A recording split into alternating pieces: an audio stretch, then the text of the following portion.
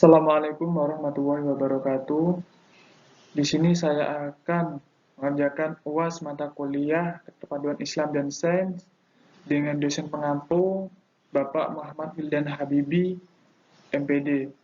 Nama M. Amir Fauzi, NIM 21101080032. Kelas Biologi 1 Angkatan 2021. Yang pertama yaitu latar belakang. Baik, selanjutnya yaitu latar belakang penyelenggaraan JPH. Maka ditetapkan Undang-Undang Nomor 33 Tahun 2014 tentang Jaminan Produk Halal.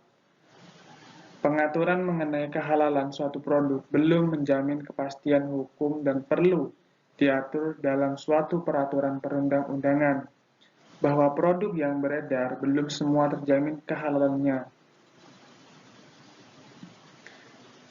Undang-Undang RI 1945 mengamanatkan negara menjamin kemerdekaan tiap penduduk untuk memeluk agama dan beribadah menurut agama dan kepercayaannya tersebut. Untuk menjamin setiap pemeluk agama untuk beribadah dan menjalankan agamanya, negara berkewajiban memberikan perlindungan dan jaminan tentang kehalalan produk yang dikonsumsi dan digunakan oleh masyarakat. Yang kedua yaitu Undang-Undang Nomor 33 Tahun 2014 tentang JPH. Undang-Undang Nomor 33 Tahun 2014 tentang Jaminan Produk Halal JPH.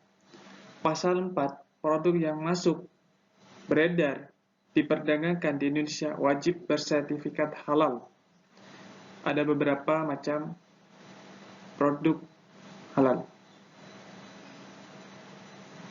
Yang pertama yaitu makanan, minuman, jasa, obat, kosmetik, produk kimiawi, produk biologi, produk rekayasa genetik, barang gunaan yang dipakai, digunakan atau dimanfaatkan oleh masyarakat.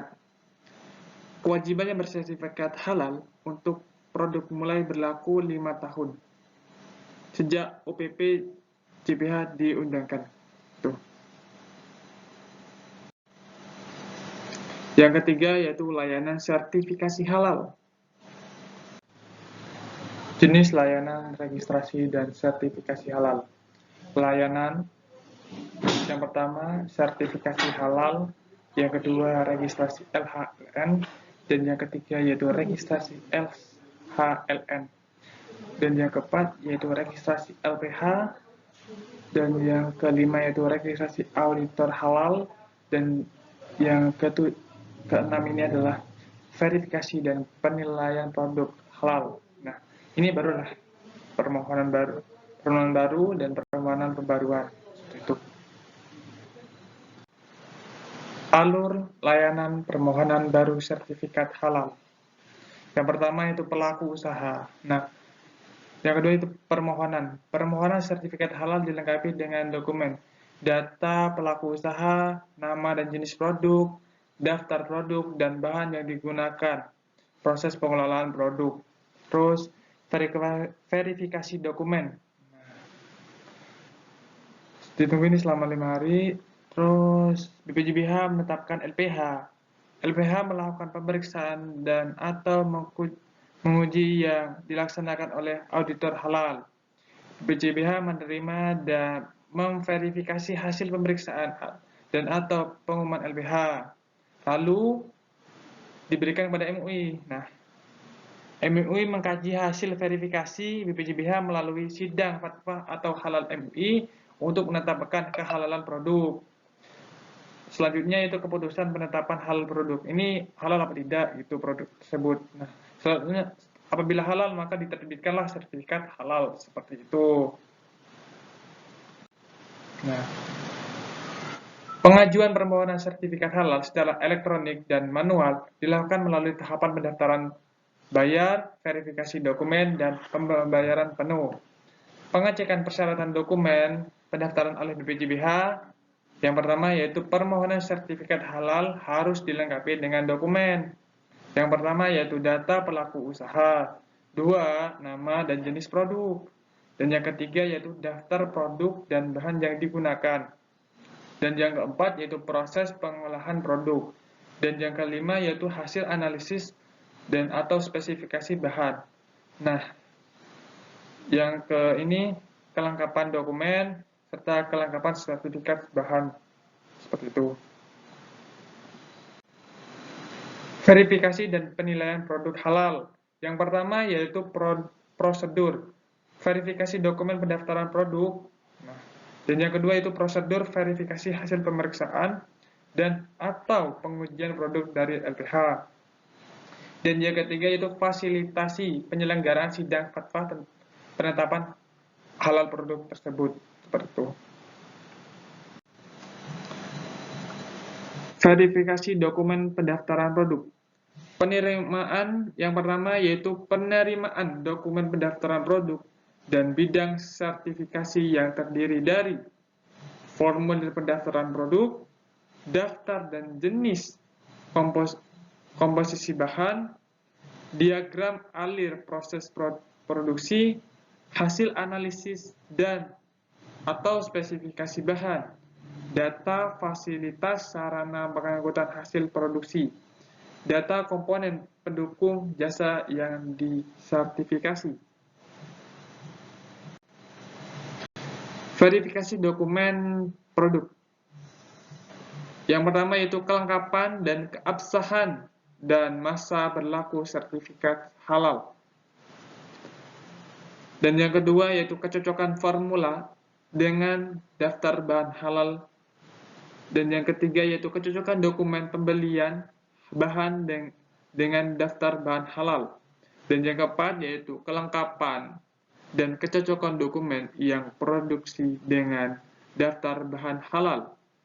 Dan yang keempat dan yang kelima yaitu kelengkapan dengan kecocokan dokumen produksi dengan daftar formula halal. Dan yang keenam yaitu kelengkapan dengan kecocokan dokumen dengan perundangan dengan daftar bahan serta daftar produk halal. Dan yang ketujuh yaitu uji mampu telusur atau traceability system.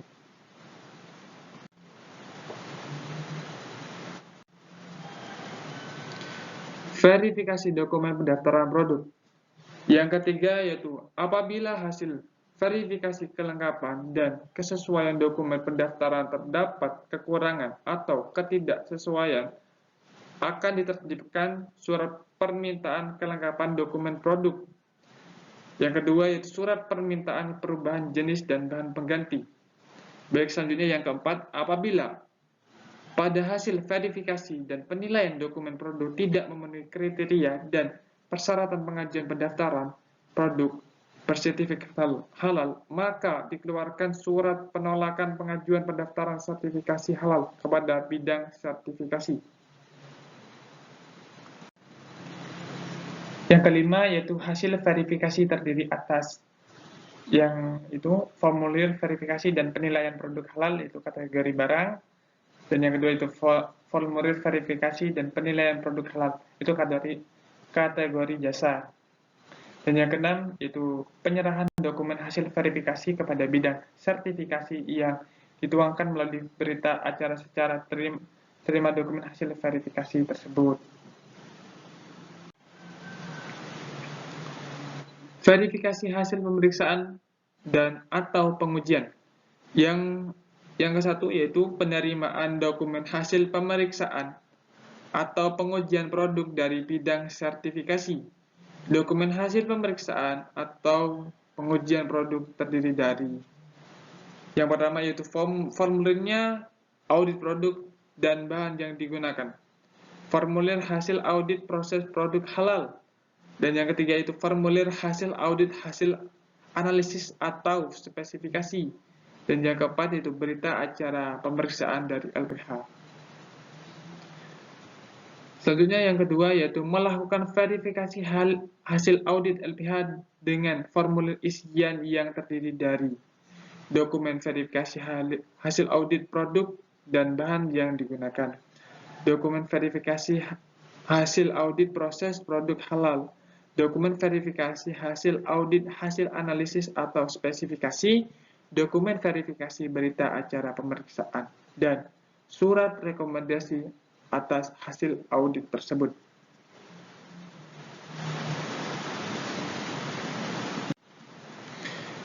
Selanjutnya, verifikasi hasil pemeriksaan dan atau pengujian. Yang dimana yang ketiga yaitu pelaksanaan verifikasi hasil audit LPH dapat ditindaklanjuti dengan klarifikasi hasil pemeriksaan atau pengujian kepada LPH atau pelaku usaha.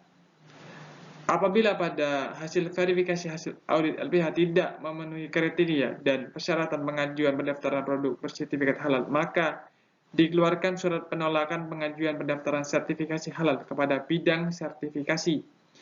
Dan yang kelima yaitu penyerahan surat penolakan pengajuan pendaftaran sertifikasi halal kepada bidang sertifikasi yang dituangkan melalui tanda terima surat penolakan pengajuan pendaftaran sertifikasi halal.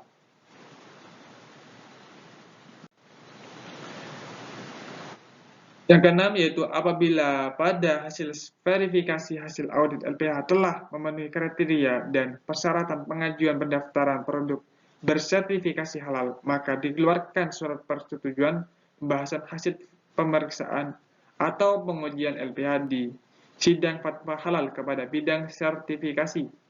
Dan yang ketujuh yaitu hasil verifikasi terdiri atas verifikasi hasil audit produk dan bahan yang digunakan. Dan yang kedua yaitu verifikasi hasil audit proses produk halal.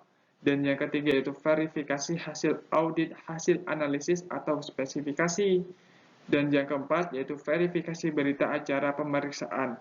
Dan yang kelima yaitu surat rekomendasi atas hasil audit. Dan selanjutnya verifikasi hasil pemeriksaan data atau pengujian tentang penyusunan surat permohonan sidang fatwa halal berikut usulan jadwal sidang fatwa yang ditujukan kepada MUI.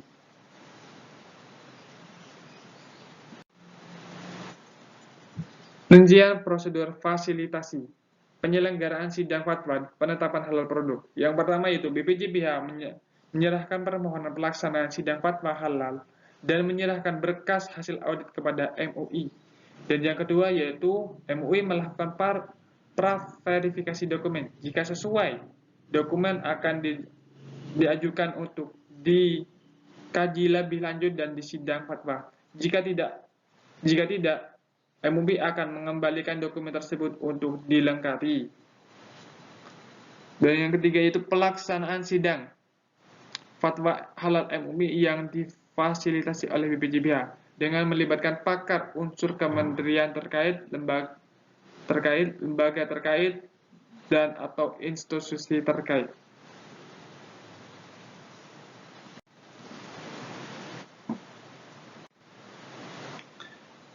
Penetapan LPH untuk melakukan pemeriksaan dan atau pengujian kehalalan produk oleh BPJBH berdasarkan permohonan pelaku usaha. Yang pertama yaitu BPJBH menetapkan LPH untuk melakukan pemeriksaan terhadap produk atau pengujian kehalalan produk. Penetapan LPH oleh BPJBH berdasarkan pada permohonan pelaku usaha.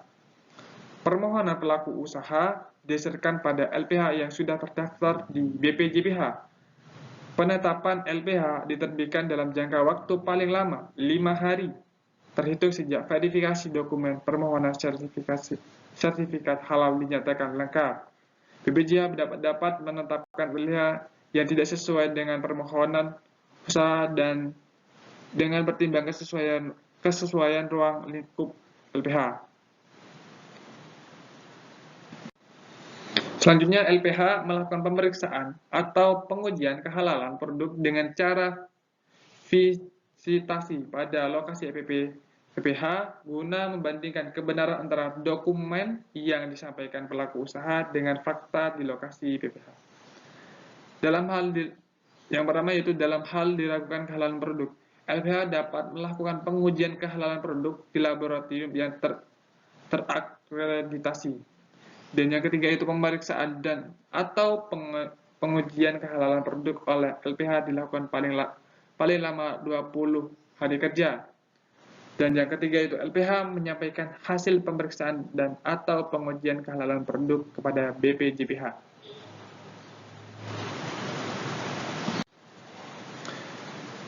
Pemeriksaan proses produk halal. Yang pertama, LPH yang ditunjuk untuk melakukan pemeriksaan atau pengujian PPH segera menerbitkan surat tugas bagi auditor halal yang melaksanakan pemeriksaan PPH. Surat yang kedua yaitu surat tugas diperuntukkan bagi 2 orang auditor halal. Dan yang ketiga itu auditor halal melakukan pemeriksaan dan pembuktian kesesuaian pelaksanaan PPH di lokasi usaha pada saat proses produksi sesuai standar pemeriksaan. Dan yang keempat yaitu standar pemeriksaan ditetapkan oleh kepala badan. Dan yang kelima yaitu pelaku usaha wajib memberikan informasi kepada auditor halal.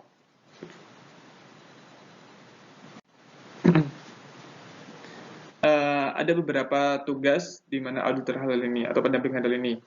Yang pertama yaitu memeriksa dan mengkaji bahan yang digunakan. Yang kedua yaitu memeriksa dan mengkaji proses pengolahan produk.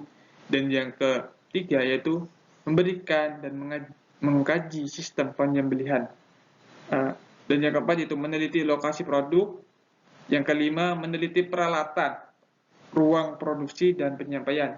Dan yang keenam memeriksa pendistribusian dan pengajian produk.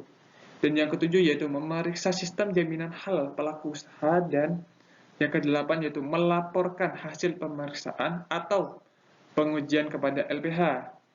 9 hal teknis lainnya akan diatur dan keputusan badan tersebut.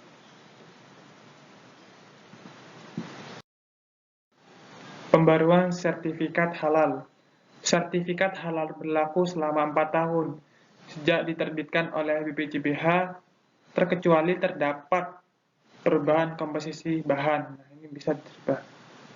Sertifikat halal wajib diperpanjang oleh pelaku usaha dengan mengajukan pembaruan sertifikat halal paling lambat 3 bulan sebelum masa berlaku sertifikat halal berakhir. Kewajiban bagi penyelenggara JPH. Setiap orang yang terlibat dalam proses penyelenggaraan JPH wajib menjaga kerahasiaan formula yang tercantum dalam informasi yang diserahkan oleh pelaku usaha. Pembiayaan.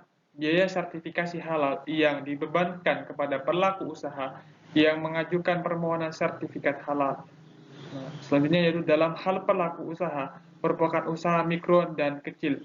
Biaya sertifikat halal dapat difasilitasi pihak lain. Selanjutnya, ketentuan lebih lanjut mengenai biaya halal diatur dalam peraturan pemerintah. Dan yang keempat yaitu lokasi, tempat, dan alat prosedur proses produk halal. Lokasi, tempat, dan alat proses produk halal. Yang pertama yaitu lokasi, tempat, dan alat PPH wajib dipisahkan dengan lokasi, tempat, dan alat proses produk tidak halal. Dan yang kedua, lokasi, tempat, dan alat PPH wajib dijaga kebersihan dan higienitasnya, bebas dari najis dan bebas dari bahan yang tidak halal. Yang ketiga yaitu lokasi yang wajib dipisahkan, yakni lokasi penyembelihannya. Selanjutnya, tempat dan alat PPH yang wajib dipisahkan meliputi tempat dan alat. Yang pertama yaitu penyembelihan, pengelolaan, penyimpanan, dan pengemasan, serta pendistribusian, penjualan, dan penyajian. Lokasi yang pertama yaitu lokasi, tempat, dan alat penyembelihan hewan halal wajib terpisah dari lokasi penyembelihan hewan tidak halal. Yang kedua yaitu lokasi penyembelihan wajib memenuhi syarat. A. Terpisah secara fisik antara lokasi rumah potong hewan halal dengan lokasi rumah potong hewan tidak halal. B. Dibatasi dengan pagar tembok paling rendah 3 meter untuk mencegah lalu lintas orang alat dan produk antar rumah potong. C. Tidak berada di daerah rawan banjir, tercemar asap, bau, debu, dan kontaminasi lainnya. D. Memiliki fasilitas penanganan limbah pada cat air yang terpisah dengan rumah potong hewan tidak halal. Yaitu konstruksi dasar seluruh bangunan harus mampu mencegah kontaminasi, dan F. Memiliki pintu yang terpisah untuk memasukkan hewan potong dan keluarnya karkas itu dan dagingnya itu.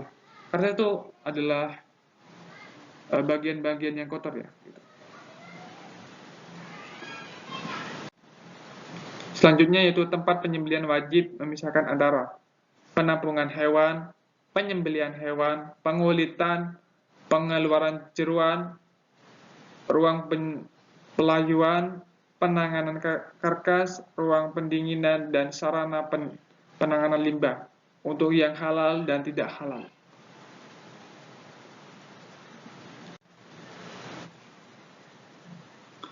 Alat penyembelihan wajib memenuhi syarat. Yang pertama, tidak menggunakan alat penyembelihan secara bergantian dan yang digunakan untuk penyembelihan hewan yang tidak halal. Menggunakan sarana yang berbeda untuk yang halal dan tidak halal dalam pembersihan alat. Menggunakan sarana yang berbeda untuk yang halal dan tidak halal dalam pemeliharaan alat, dan yang keempat yaitu memiliki tempat penyimpanan alat sendiri untuk yang halal dan tidak halal. Tempat pengolahan wajib memisahkan antara penampungan bahan, penimbangan bahan, penyampuran bahan, pencetakan produk, dan pemasakan produk untuk yang halal dan tidak halal. Alat pengelolaan wajib memenuhi syarat, yaitu yang pertama, yaitu tidak menggunakan alat pengelolaan secara bergantian dengan yang digunakan untuk pengelolaan produk tidak halal. Dan yang kedua, yaitu menggunakan sarana yang berbeda untuk yang halal dan tidak halal dalam pembersihan alat. Dan yang ketiga, yaitu menggunakan sarana yang berbeda untuk yang halal dan tidak halal dalam pemeliharaan alat. Dan memiliki tempat penyimpanan yang halal sendiri untuk yang halal dan tidak halal. Tempat penyimpanan wajib memisahkan antara penerimaan bahan, penerimaan produk yang telah proses pengolahan, dan sarana yang digunakan untuk penyimpanan bahan dan produk untuk yang halal dan tidak halal.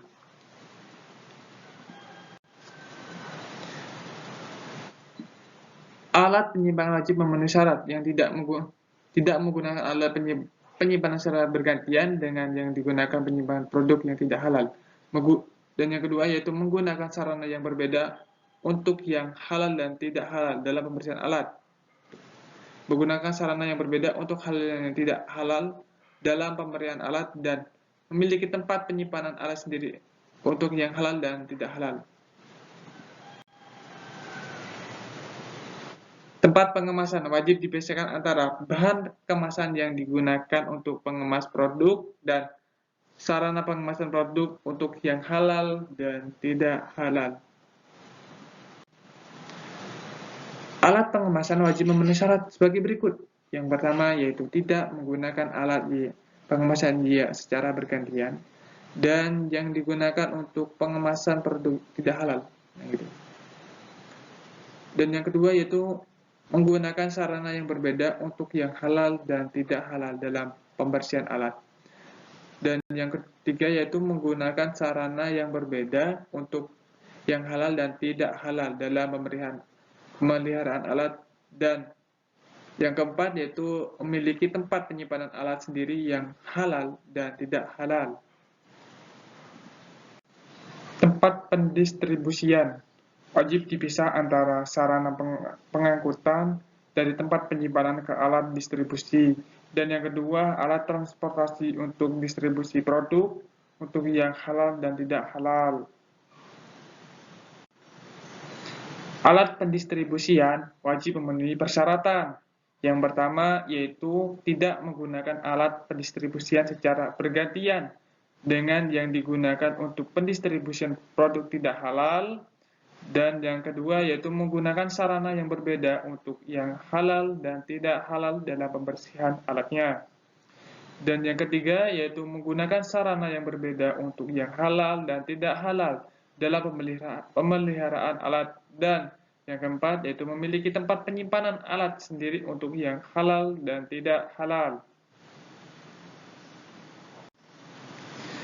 Tempat penjualan wajib dipisah antara sarana penjualan produk halal dan produk tidak halal. Selanjutnya yang kedua itu proses penjualan produk halal dan produk tidak halal untuk yang halal dan tidak halal.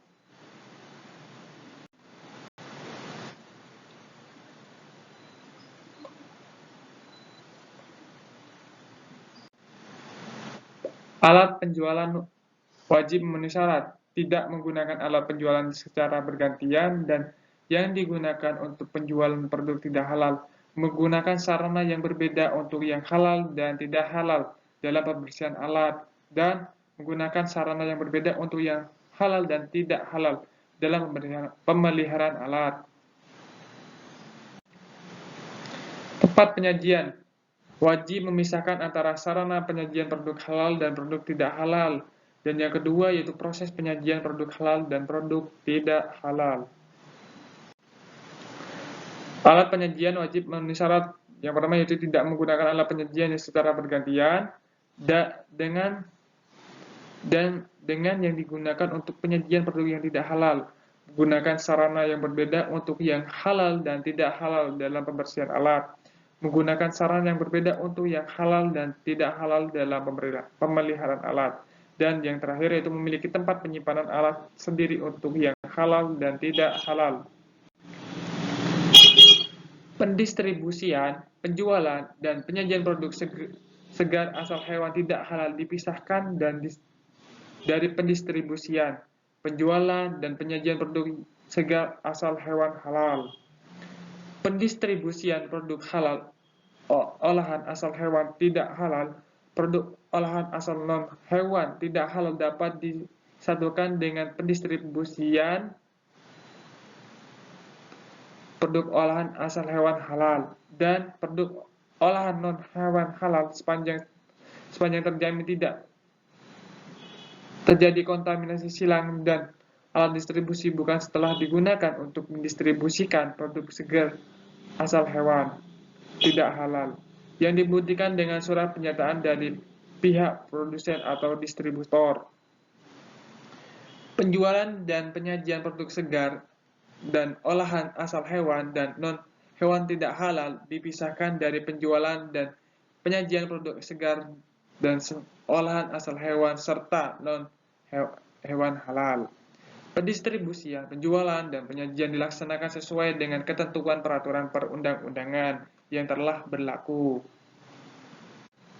Nah, kewajiban pelaku usaha setelah memperoleh sertifikat halal. Yang pertama yaitu mencantumkan label halal pada kemasan produk. Yang kedua, bagian tertentu dari produk atau tempat tertentu pada produk. Label halal harus mudah dilihat dan dibaca serta tidak mudah hapus, lepas, atau rusak. Mencantumkan label halal terhadap produk yang telah mendapat sertifikat halal. Menjaga kehalalan produk yang telah memperoleh sertifikat halal.